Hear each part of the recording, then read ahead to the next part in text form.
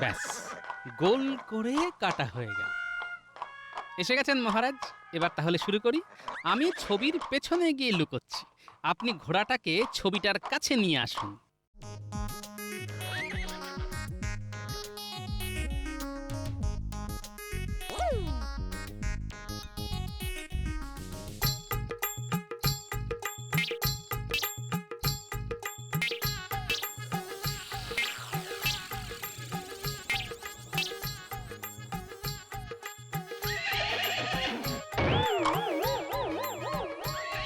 তার মানে পরিকল্পনা মতো কাজ হয়েছে মহারাজ। শত্রু ভেবে সাদা ঘোড়া নবাব আর উজিরের ছবিতে কষিয়ে লাথি মেরেছে। তাই তো দেখছি।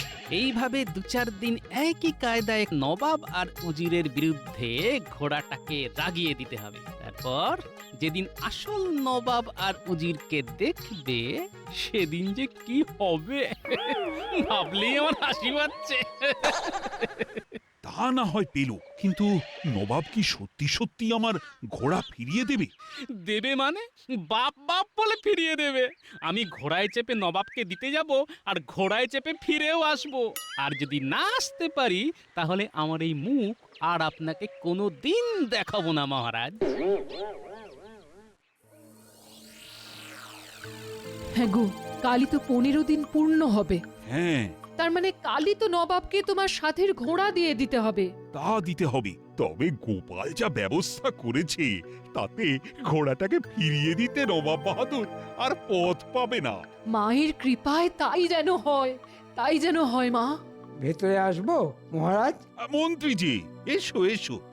তা শ্বশুর বাড়ি থেকে চলে এলে? হ্যাঁ মহারাজ, কৃষ্ণনগরের জন্য বড্ড মন টানছিল, তাই আর থাকতে পারলাম না। ভালোই করেছো।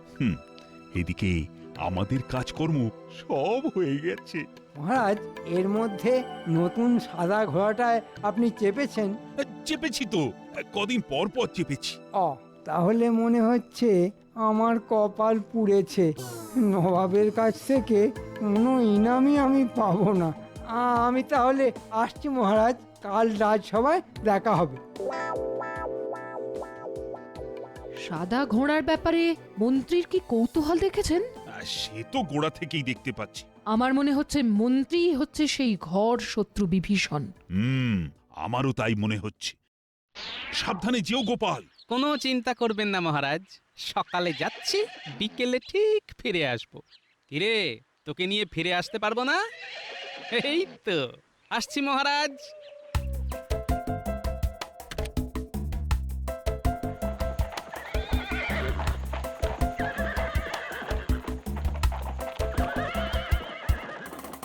মহারাজের প্রিয় সাদা ঘোড়া নিয়ে কোথায় চললে গোপাল? নবাবের কাছে। কেন? নবাব বাহাদুরকে ঘোড়াটা দিয়ে আসতে। কেন কেন? নবাবকে ঘোড়া দেবে কেন? সে অনেক কথা, ফিরে এসে বলবো। আমি এখন চললাম। বাবা বাবা বাবা, আমার কপাল তাহলে পড়েনি। যাব, আজই মুর্শিদাবাদ গিয়ে নবাবের কাছ থেকে ইনাম নিয়ে আসবো। হ্যাঁ, গোপাল যাচ্ছে ঘোড়া নিয়ে, আমি পাবো ইনাম। হ্যাঁ, আহা আহা, আমার কি কপাল! উজির, আজই তো 15 দিন পূর্ণ হচ্ছে, হ্যাঁ জাহাপানা, হিসেব তো তাই বলছে। কিন্তু কৃষ্ণচন্দ্র তো এখনো ঘোড়া পাঠালো না। সেলাম আলাইকুম জাহাপানা। আরে গোপাল চন্দ্র যে, হ্যাঁ তা একলা এসেছো নাকি ঘোড়াটাকেও সঙ্গে করে এনেছো? এনেছি উজির সাহেব। এনেছো? হ্যাঁ জাহাপানা, আমাদের মহারাজ কখনো কথার খেলাপ করেন না। তা কোথায় রেখেছো ঘোড়াটাকে? আগে আপনার প্রাসাদের সামনের মাঠে। চলো উজির, ঘোড়াকে দেখে আসি। চলুন হুজুর, আমিও সাথে যাই।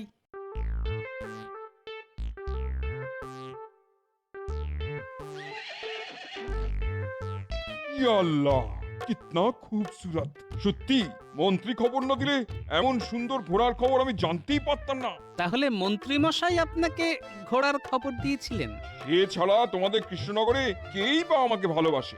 হ্যাঁ হ্যাঁ, সে তো ঠিক, সে তো ঠিক। তা ঘোড়ার পিঠে কি চড়া যাবে? কেন যাবে না? প্রথমে ওর কাছে যান, গলায় হাত বুলিয়ে ভাব করুন, তারপর টক করে পিঠে উঠে পড়ুন। চলো উজির, ঘোড়াটার কাছে যাই। যাও যাও, কাছে যাও না, তারপর বুঝবে ঠেলা।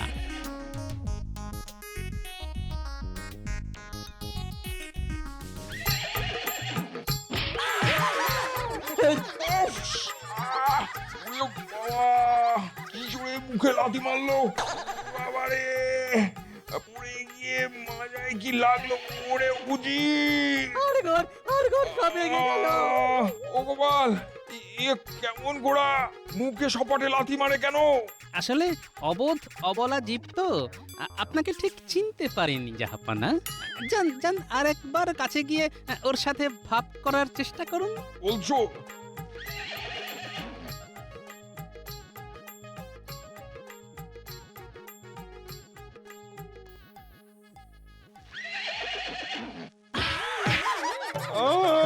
বাবা, এটা খুনি ঘোড়া!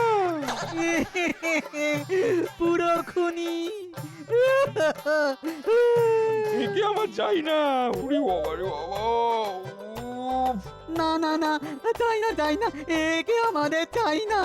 তাহলে একে নিয়ে আমি কি করব? সেসব আমি জানি না। এই বজ্জাত খুনি ঘোড়াটাকে নিয়ে এক্ষুনি আমার চোখের সামনে থেকে দূর হও। ওরে বাবা! আর তাহলে সব একেবারে চলি জাহাপনা। চূর্ণ করে দিয়েছে রে বাবা।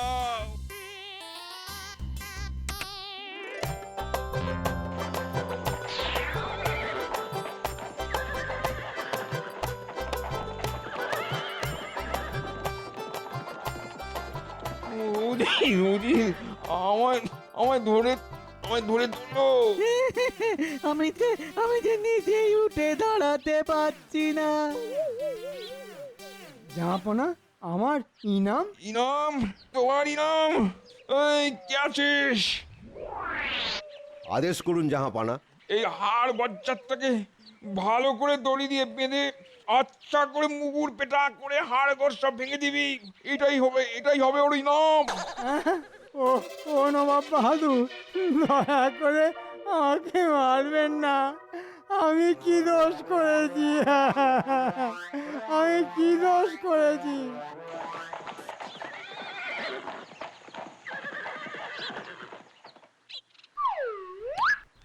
এই নিন মহারাজ আপনার সাধের সাদা ঘোড়া। নবাব দিয়ে দিলেন? শুধু দিয়ে দিলেন নয়, দিয়ে দিয়ে হাঁপ ছেড়ে বাঁচলেন। জোড়া পায়ে দুজনকে এমন লাথি মেরেছে যে কি বলবো মহারাজ। সত্যি গোপাল, এই জন্যই বলে তুমি একটা বুদ্ধির কারখানা। এ কি মন্ত্রী, তোমার এ অবস্থা কে করলো? নবাব বেটা আমাকে ইনাম দিয়েছে মহারাজ, দিয়েছে। সাদা ঘোড়ার খবর পাচার করার জন্য, তাই তো? হ্যাঁ, দিয়েছে।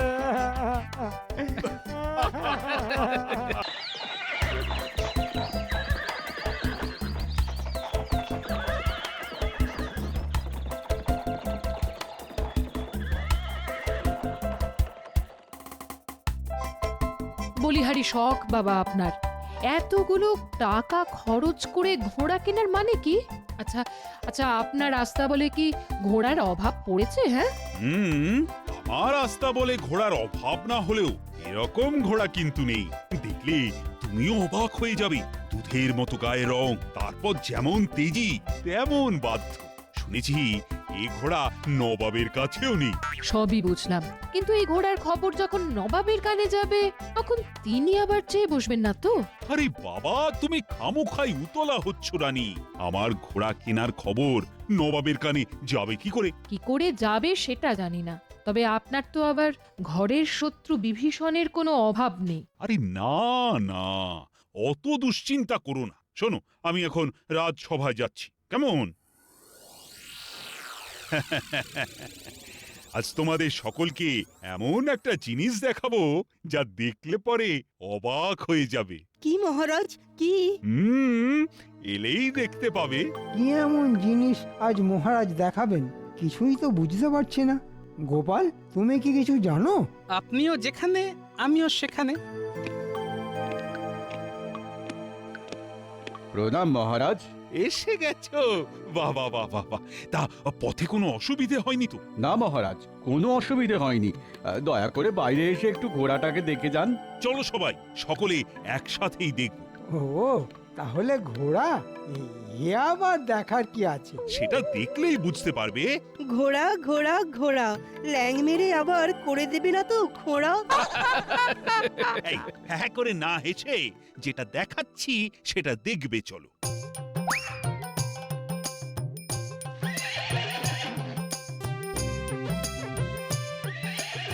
আহা! কি শীত শুভ্র গাত্রবরণ! অশ্ব হলেও দেখতে যেন রাজহংসের মতন। সত্যি কথা বলতে মহারাজ, আমি অবাক হয়ে গেছি। এই ঘোড়াটাকে না দেখলে জানতেই পারতাম না যে ঘোড়াও এত সুন্দর হয়। মহারাজ, আমি তো অনেকবারই মুর্শিদাবাদে গেছি, মনে হয় স্বয়ং নবাবের রাস্তা বলেও এমন ঘোড়া নেই। একেবারে ঠিক কথা বলেছো গোপাল। এই একটা ব্যাপারে মনে হয় আমি নবাবকে টেক্কা দিতে পারলাম। খুব গর্ব করা হচ্ছে, তাই তো? দেখবো এই ঘোড়া আপনি কি করে নিজের কাছে রাখতে পারেন। বুঝলে, অনেক টাকা খরচ করে এই ঘোড়াটা আমি কিনেছি।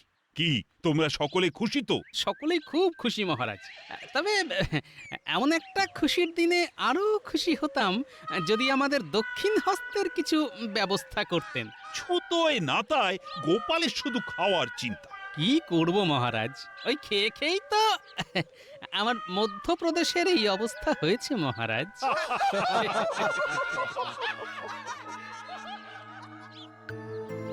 মহারাজের এই সাদা ঘোড়া কেনার খবরটা কি নবাবের কানে পৌঁছে দেব? হুম হুম হুম হুম হুম হুম হুম, সেই ভালো। খুশি হয়ে নবাব তাহলে আমাকে কিছু পুরস্কার দিতে পারেন। যাই তাহলে, কাল সকালেই বেরিয়ে পড়ি। উজির, আমার অধীনস্থ সব রাজাদের খবর কি? ভালো ভালো ভালো মহারাজ, সকলে বেশ ভালোই আছে। উজবুক? একদম হক কথা বলেছেন। কিন্তু কে উজবুক জাহাপানা? কে আবার? তুমি? কেন কেন আমি আবার উজবুক হলাম কেন? উজবুক নও, তুমি উজবুক না হলে আমার অধীনস্থ সব রাজারা ভালো থাকে কি করে?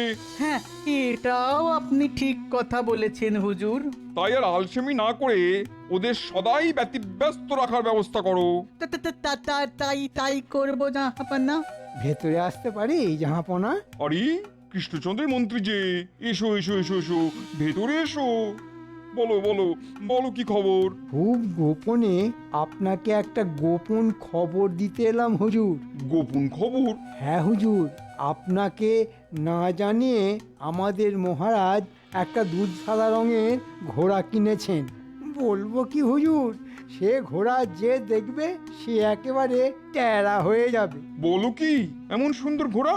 হ্যাঁ জাহাপনা, তাই তো আমাদের মহারাজ সকলের সামনে খুব গর্ব করে বলেছেন যে এমন একটা ঘোড়া কিনে তিনি আপনাকে টেক্কা দিতে পেরেছেন। শোনো শোনো উজি, কৃষ্ণচন্দ্র কি বলেছে শোনো। সত্যি কি আস্পর্ধা হুজুর, সামান্য একটা রাজ্যের রাজা হয়ে সে তামাম বাংলার নবাবকে টেক্কা দিতে চায়। হ্যাঁ উজির, ওই ঘোড়াটা আমি চাই। নবাব মনে হয় বেশ তেতে গেছে, ওকে আরও তাতিয়ে দিতে হবে। চাইলেই কি আর আমাদের মহারাজ ঘোড়াটা দিতে রাজি হবে? খামোশ! না দিলে আমি কেড়ে নেবো। শুধু ঘোড়া নয়, সেই সঙ্গে গোটা কৃষ্ণনগরটাকেও কেড়ে নেবো। যাও যাও, তোমাদের রাজাকে বলে দাও। এ মা, এ কি কথা বলছেন জাহাপনা? আমি যদি বলতে যাই তাহলে মহারাজ বুঝে যাবেন যে ঘোড়ার খবরটা আমি আপনাকে বলে দিয়েছি। তখন তো তিনি আমার গর্দান নিয়ে নেবেন হুজুর। মন্ত্রী কিন্তু একেবারে ঠিক কথা বলছে হুজুর। ঠিক আছে ঠিক আছে, তুমি কৃষ্ণনগরে ফিরে যাও। উজিত, এক্ষুনি ঘোড়া চেয়ে কৃষ্ণচন্দ্রকে একটা চিঠি লেখো। ঠিক আছে জাহাপানা। তবে আমি যেখানে এসেছিলাম সেটা যেন মহারাজ একেবারেই জানতে না পারেন। তুমি নিশ্চিন্ত থেকো, ব্যাপারটা পুরোপুরি গোপন থাকবে। আর একটা কথা, মানে মানে বলতে চাইছি কি, এমন একটা খবর এনে দেওয়ার জন্যে আমি কি কোনো ইনাম পাবো না? পাবে পাবে, হাতের মুঠোর মধ্যে ঘোড়া এলেই তুমি ইনাম পাবে। এই না হলে নবাব, তাহলে তাহলে আমি আসি হুজুর। হ্যাঁ এসো। প্রণাম মহারাজ। কি খবর প্রহরী? আগে মুর্শিদাবাদ থেকে নবাবের দূত একটা চিঠি নিয়ে এসেছে। এই সাত সকালে নবাবের দূত? গোপাল, চিঠিটা পড়ো দেখি। কৃষ্ণচন্দ্র, শুনলাম আমাকে না জানিয়ে শুধু আমাকে টেক্কা দেবার জন্যে তুমি নাকি একটা খুব সুন্দর সাদা ঘোড়া কিনেছো। সর্বনাশ! ঘোড়া কিনতে না কিনতেই সেই খবর নবাবের কানে পৌঁছে গেল কি করে? তোমার এই সাদা ঘোড়াটা কিন্তু আমার চাই, না দিলে আমি তোমার রাজ্য কেড়ে নেব। কথাটা মনে রেখো। এখন কি করবে সেটা আমার দূতের হাতে পত্র মারফত জানিয়ে দিও। ব্যাস, হয়ে গেল।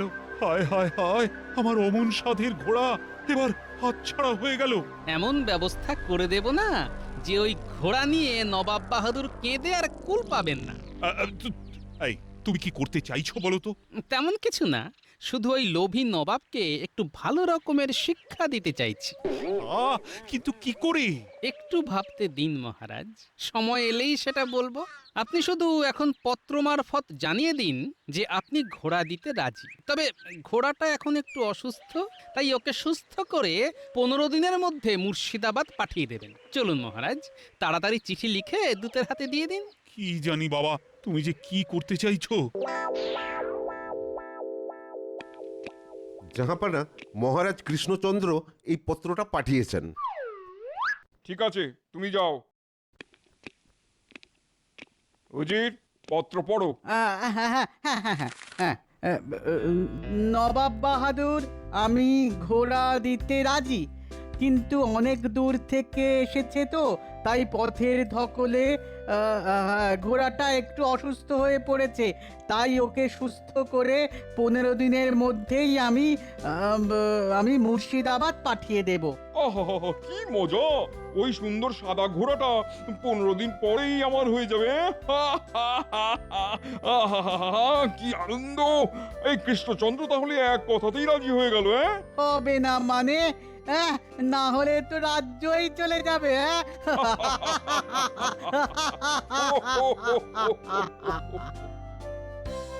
তোমার কথা মতো তো ঘোড়া দিতে রাজি আছি বলে নবাবকে চিঠি দিয়ে জানিয়ে দিলাম, কিন্তু নবাবকে শিক্ষা দেবার বিষয়ে কিছু কি ভেবেছো? হ্যাঁ মহারাজ, ভেবেছি। তবে সব ব্যাপারটা কিন্তু খুব গোপনে করতে হবে। কেন গোপনে কেন? কারণ আপনার তো আর ঘর শত্রু বিভীষণের কোনো অভাব নেই। ঠিকই বলেছ, না হলে আমার ঘোড়া কেনার খবরটা এত তাড়াতাড়ি নবাবের কানে পৌঁছে গেল কি করে? তোমার রানীমাও কিন্তু আমাকে আগেই এই কথা বলেছিল। এবার তাহলে আমার পরিকল্পনার কথাটা শুনুন।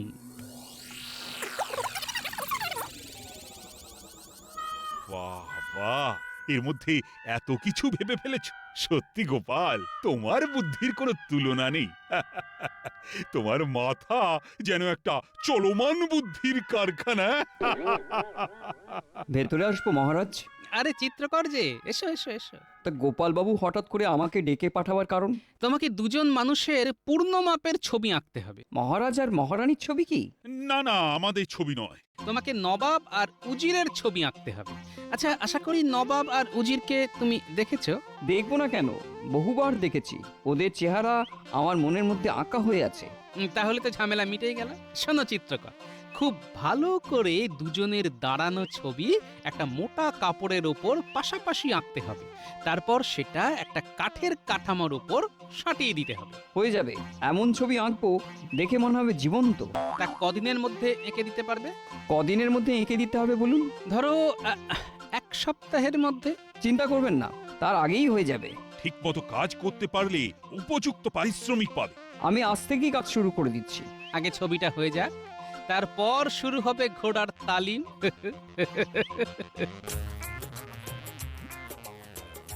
ওদিকে যে কি হলো কিচ্ছু তো বুঝতে পারছি না। নবাব চিঠি দিলেন কিনা, সেই চিঠির উত্তরে মহারাজ কি জবাব দিলেন, কিছুই তো জানতে পারছি না। এদিকে মহারাজ তো দেখছি দিব্যি আছেন, খাচ্ছেন দাচ্ছেন, হাসি মুখে রাজসভায় আসছেন, কিন্তু ঘোড়ার ব্যাপারে তো কিচ্ছু বলছেন না। কি বলছেন কি আপনি? গোপাল কিনা মাথা খাটিয়ে এমন একটা দুষ্টু বুদ্ধি বের করেছে। দুষ্টু বলে দুষ্টু, যাকে বলে একেবারে রাম দুষ্টু। সাধে কি আর ওকে বলি চলমান বুদ্ধির কারখানা?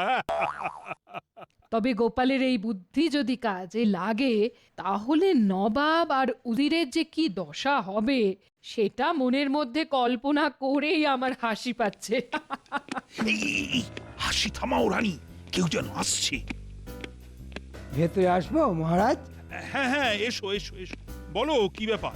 না মানে ব্যাপার কিছুই নয়, রাজবাড়ির সামনে দিয়ে যাচ্ছিলাম, ভাবলাম একবার আপনার সঙ্গে দেখা করে যাই। ভালোই করেছো রানী, মন্ত্রীর জন্য ঠান্ডা শরবতের ব্যবস্থা করো।